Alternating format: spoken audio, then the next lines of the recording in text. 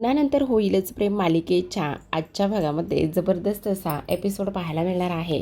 कारण काव्याला इथे माती खाण्याचे डोहाळे लागलेले असतात आणि तेच पूर्ण करण्यासाठी पार्थची मात्र आता इकडे कोंडी झालेली असते आणि इकडे नंदिनी आणि जीवाचा मात्र बेधुंद रोमांस रंगलेला असतो. तर आपण मालिकेमध्ये इकडे पाहतोय हे दोघेही जण शारदाकडे आलेले असतात. डॉक्टर शारदाला चेक करून निघून गेलेले असतात. काही मेडिसिन लिहून दिलेले असतात आणि ते जीवाने मागवलेले सुद्धा असतात. खरं तर हे सगळं फक्त टेन्शनमुळे झालं आहे ही सुद्धा गोष्ट समोर आलेली असते आणि सांगितलेली असते. मग आता जीवाच्या हातामध्ये शारदासाठी थोडंसं खाण्यासाठी असतं जेणेकरून तिला गोळ्या वगैरे घेता येईल. पण शारदा मात्र त्याच्या हाताने काही खात नसते. मग आता तेव्हा शारदा म्हणत असते, नको माझी मी खाते स्वतःच्या हाताने. मग आता तेव्हा जीवा म्हणत असतो, काय चाललंय तुमचं, तुम्ही वेड्या आहात का? हे बघा, जेव्हा तुम्ही मला बरं नव्हतं किंवा जेव्हा मी तुमच्या दाराच्या बंगल्याच्या बाहेर होतो त्यावेळेला मात्र तुम्ही मला भरवलं होतं ना. मग मी सुद्धा तुम्हाला तुमच्या मुलासारखाच आहे ना. तुम्ही सुद्धा माझ्या हाताने इथे बिनधास्तपणे अगदी खाऊ शकता, असं सुद्धा आता इकडे जीवा बोलत असतो.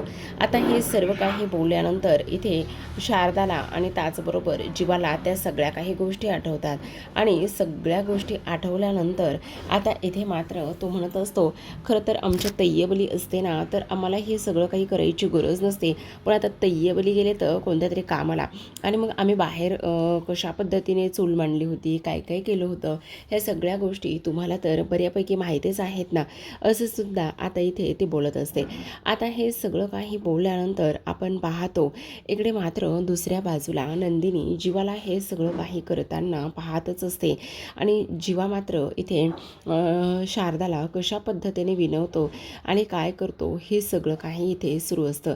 दुसरीकडे आपण पाहतो नंदिनी आता म्हणत असते, खरं तर जीवासारखा जोडीदार मिळणं लाभणं हे सगळं काही किती विचित्र आहे. म्हणजे खरं तर आमचे मन किती कशा पद्धतीने जुळलेले आहेत हे सुद्धा इथे आम्हाला माहितीच आहे. पण तरीसुद्धा ह्या सगळ्या काही गोष्टी होत आहेत ना त्यामुळे. मग आता इथे शारदा म्हणत असते, खरं बोलताय तुम्ही, पण एक गोष्ट सांगू का तुम्हाला, हे बघा तुम्ही ना हे सगळं काही अजिबातच लपवून ठेवू नये असं मला वाटतं.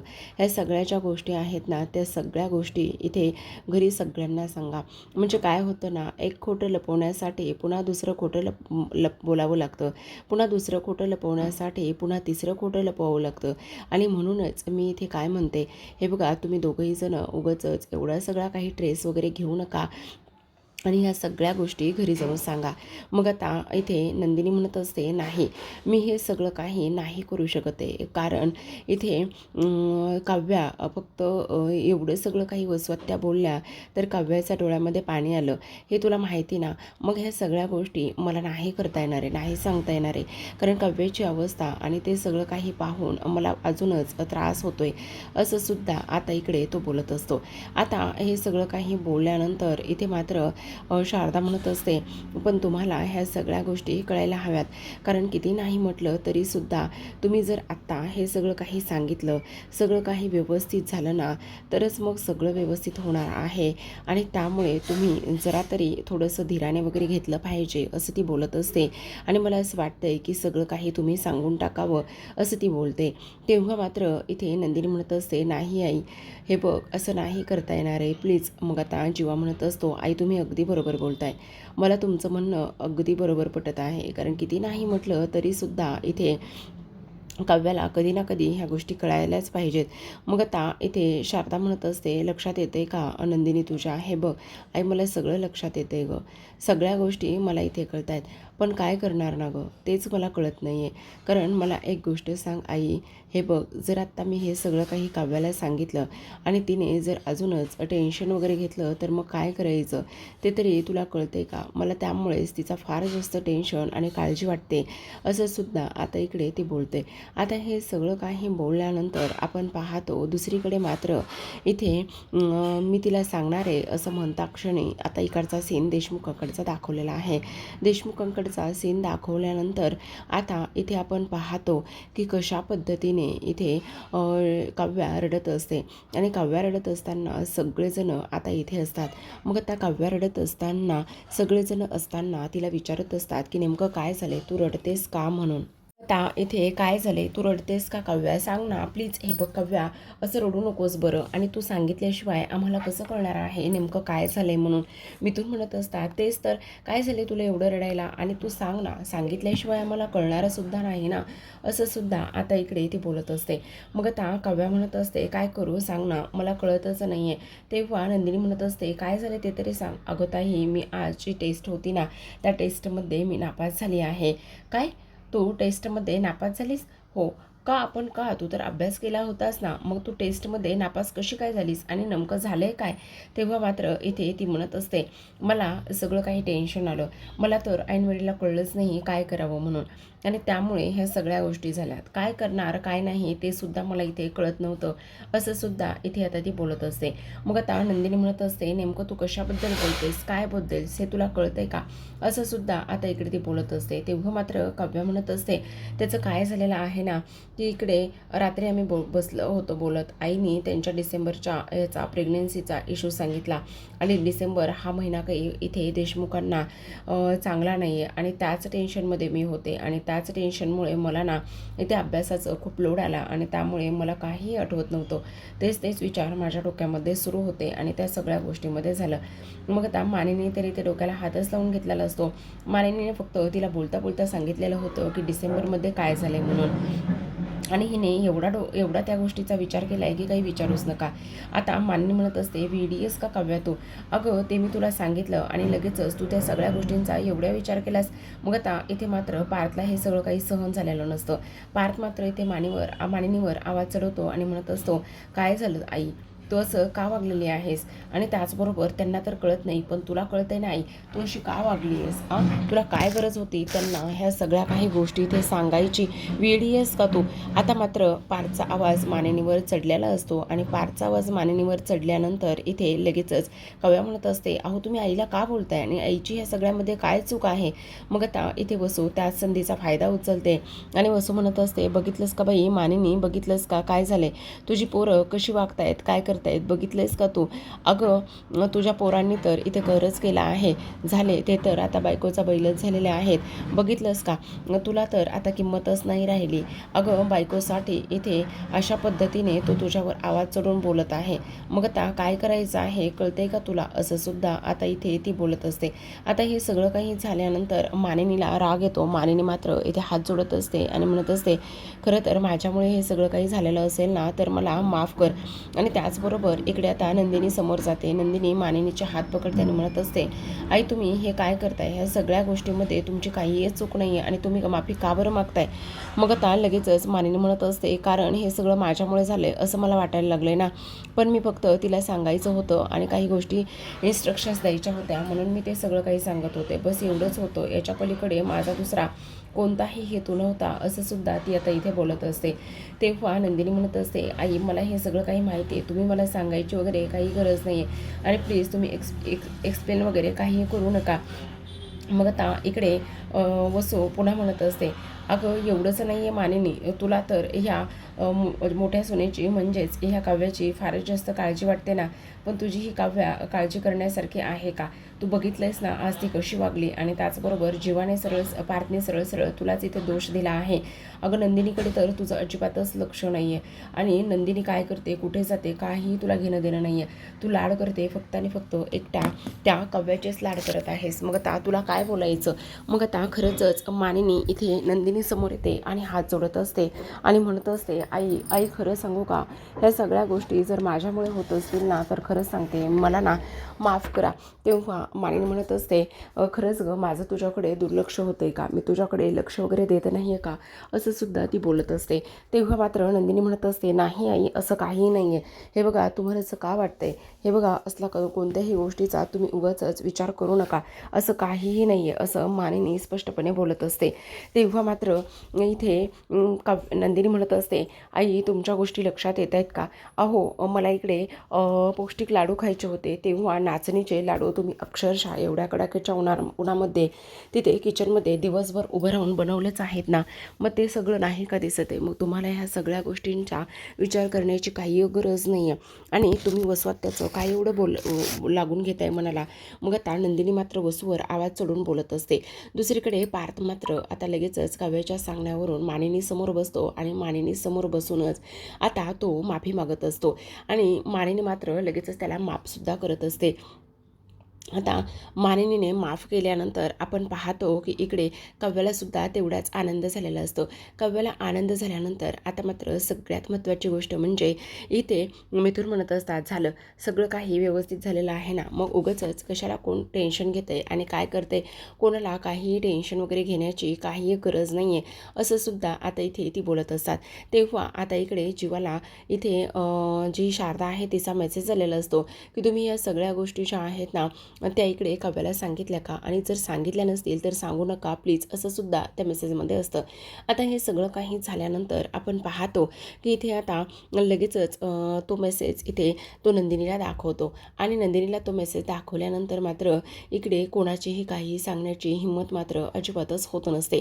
तर आता इकडे दुसऱ्या बाजूला आपण पाहतो काव्या म्हणत असते, काय चाललंय तुम्हा दोघांचं सुद्धा, तुम्ही दोघंजण ठीक आहात ना, तुम्ही माझ्यापासून काही लपवत तर नाही आहात ना, तुम्ही सगळं नीट तर करत आहात ना, असं सुद्धा इकडे आता ती बोलत असते.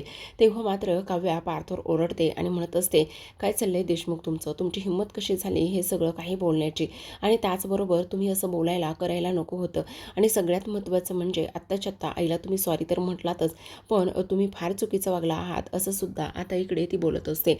सोबतच आपण पाहतो इथे आता मिथुन म्हणत असतात, असू दे ना, झालं गेलं सगळं विसरून जा, आणि त्याहूनही सगळ्यात महत्त्वाची गोष्ट, एवढ्या सगळ्या गोष्टीचा इथे विचार करण्याची काहीही गरज नाही आहे. तेव्हा आता लगेचच इकडे आपण पाहतो काव्या म्हणत असते, पण मला एक गोष्ट कळत नाही आहे, तुम्हा दोघांचं काय चाललेलं आहे, आणि त्याचबरोबर तुम्ही माझ्यापासून काही लपवत आहे का. तेव्हा मात्र हे दोघेही जर म्हणत असतात, नाही आम्ही तुमच्यापासून काहीही लपवत नाही आहोत आणि तुम्ही उगाचच काहीही बोलणार नाही आहात, असं सुद्धा आता इकडे ते बोलत असतात. तेव्हा मात्र हे सगळं काही सुरू असताना इकडे पार्थ जो आहे तो काव्यावर ओरडतो आणि म्हणत असतो, काव्या मला एक गोष्ट सांगा, आत्ता तुम्हाला एवढं सगळं काही या पद्धतीने वाटतंय, मग मला सांगा, एवढ्या छोट्या छोट्या गोष्टींचा विचार करता का तुम्ही. एवढ्या छोट्या छोट्या गोष्टींचा विचार करून उद्या काही मोठी गोष्ट झाली तर मग तरीसुद्धा तुम्ही अशाच पद्धतीने अभ्यास वगैरे करणार नाही आहात का, अशाच पद्धतीने सगळ्या अभ्यासांकडे वगैरे दुर्लक्ष करणार आहात का. तेव्हा मात्र इथे मानिनी आणि नंदिनीसुद्धा काव्याला समजवत असतात आणि म्हणत असतात की हो, अजिबातच हे सगळं अशा पद्धतीने करायचं नाही आहे, असं सुद्धा आता इथे ते बोलत असतात. आता जीवा खोलीमध्ये जात असतो आणि जीवा खोलीमध्ये जात असताना आपण पाहतो की आता इकडे त्याच्या खिशातून एक कागद खाली पडतो. मग आता त्याच्या खिशातून कागद खाली पडल्यानंतर इथे काव्या तो कागद उचलते आणि वाचत असते. आता तो कागद असतो शारदाच्या हॉस्पिटलचा, आणि शारदाच्या हॉस्पिटलचा तो कागद असताना काव्या लगेचच आता इकडे तो कागद पाहते आणि म्हणत असते, बापरे हे सगळं काही काय आहे. दुसरीकडे आपण पाहतो नंदिनी आणि त्याचबरोबर जीवा हे दोघेही जण आता खोलीमध्ये आलेले असतात. जीवा म्हणत असतो, बरं झालं आपण ह्या सगळ्या गोष्टी काव्याला सांगितल्या नाही. तेव्हा नंदिनी म्हणत असते, त्यामुळे तर मी तुम्हाला सांगत होते ना की कोणतीही गोष्ट काव्याला सांगायची नाही, कारण काव्या कशी आहे काय आहे ह्या सगळ्या गोष्टी आपल्याला माहीतच आहे ना, मग त्यामुळे मी नाही सांगू शकत आहे. आणि तुम्हाला सांगू का, जर आत्तासुद्धा आपण काव्याला काही गोष्टी सांगायला गेलो ना तर खूप प्रॉब्लेम वगैरे होऊ शकतो, आणि त्यामुळेच मी ह्या सगळ्या गोष्टी इथे सांगायचं आणि बोलायचं टाळत आहे, असं सुद्धा आता इकडे ती बोलत असते.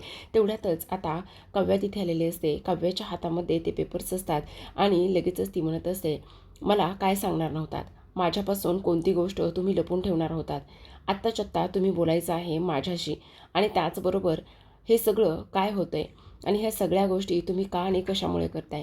तुम्हाला असं वाटतं का की मला हे सगळं काही समजणार नाही आहे म्हणून. बोला ना, तुम्हाला असं वाटतंय का.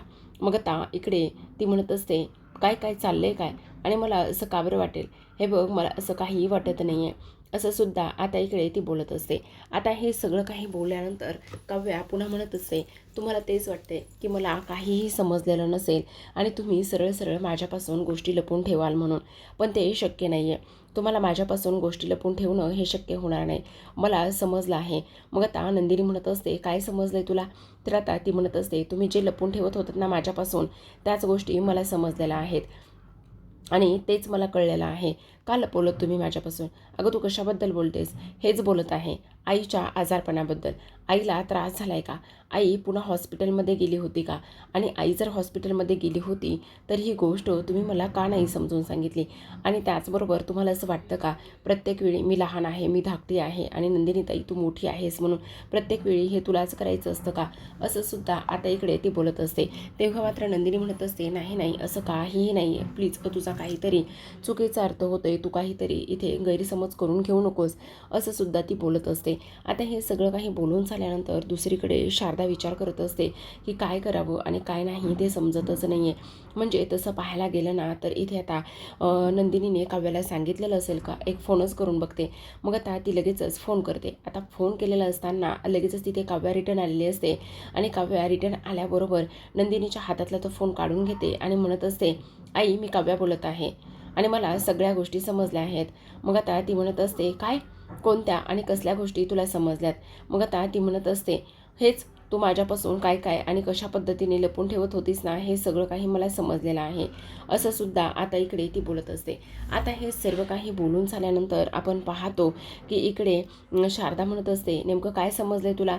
हेच तुझ्या आजारपणाबद्दल सगळं काही मला कळलेलं आहे, पण तू माझ्यापासून असं लपून का बरं ठेवलंस? काय झालं हे सगळं काही? तुम्हाला असं वाटतं का की प्रत्येक वेळी तुम्ही एखादी गोष्ट माझ्यापासून लपून ठेवावी आणि ती मला कळणारच नाही आहे म्हणून?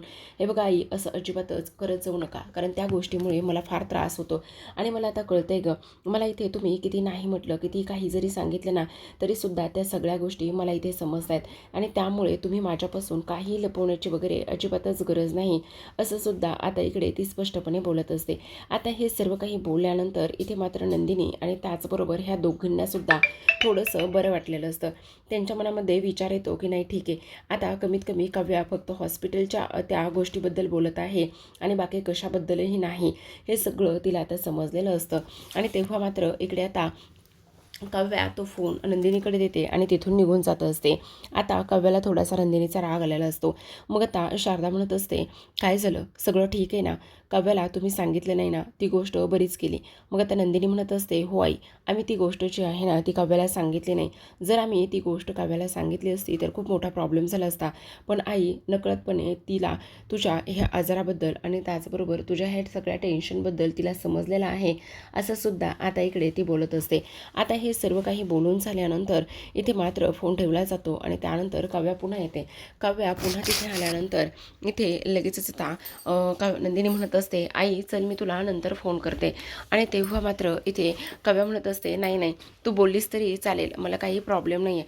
आणि आई ताई तुला एक गोष्ट सांगू का, खरं तर मी चिडले, कारण मला माहिती ना माझ्या तब्येतीमुळे आणि त्याचबरोबर माझ्या ह्या सगळ्या गोष्टीमुळे इथे तुलासुद्धा त्रास होतोय ना आणि माझी जरा जास्त चिडचिड होते ना.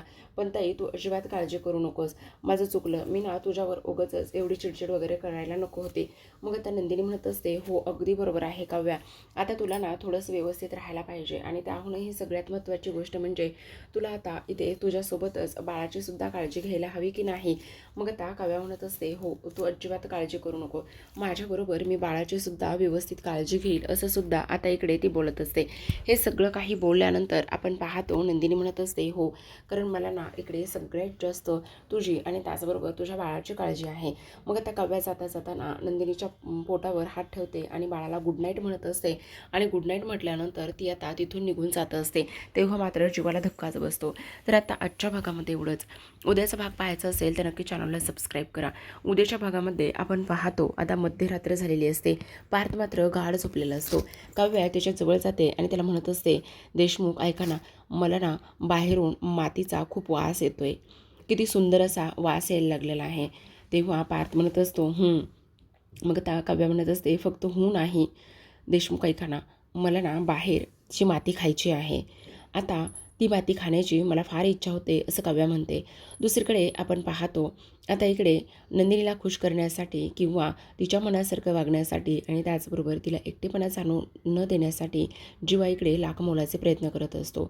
इथे सुंदर असं गाणं लावलेलं असतं.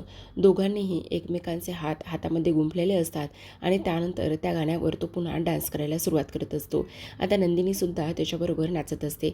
दुसरीकडे पार्थ हा मध्यरात्री बाहेर गेलेला असतो. खरं तर पाऊस पडलेला असतो आणि पाऊस पडल्यामुळे तो बाहेर जातो आणि बाहेर गेल्यानंतर काव्यासाठी पाहिजे तेवढी छान अशी बघून माती घेऊन येत असतो.